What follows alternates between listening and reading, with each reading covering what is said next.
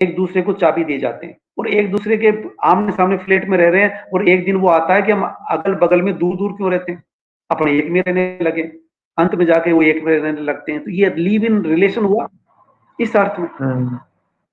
और यही नहीं, वो बल्कि दूसरे आप अपनी हम उम्र वालों से मिलने जाते हैं तो देखते हैं कि बुजुर्ग कितनी दुर्दशा में रह रहे हैं, परिवार वाले कितनी दुर्दशा कर रहे हैं, उनसे कहते भी है कि तुम आवाज क्यों नहीं उठाते। यानी वो एक तरह से उनको प्रशिक्षित कर रहे हैं, उनको मोटिवेट कर रहे हैं दोनों। तो इस तरह के बेजोड़ पात्र कृष्णा सोबती ने आज से कई दशक पहले लिख डाले।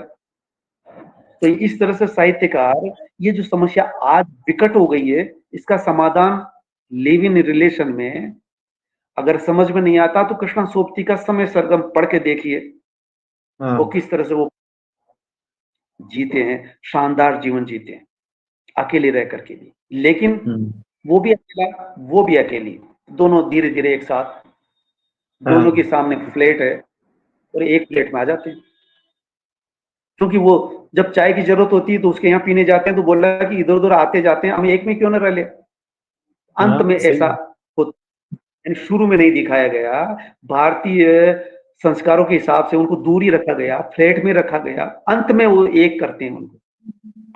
तो मैसेज वो भी यही कहना चाहते हैं कि बुजुर्गों की भी लिव इन रिलेशन ज्यादा महत्वपूर्ण युवाओं के बजाय।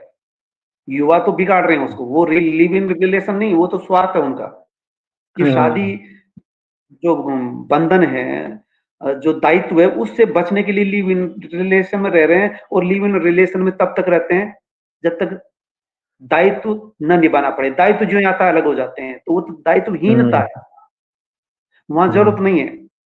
वहां तो एक तरह से युवा भोग करने के लिए, सिर्फ जिम्मेदारी से बचने के लिए उसे कर रहे हैं। लेकिन ये युवा के बजाय बुजुर्गों के लिए जरूरत है, उनको जरूरत नहीं।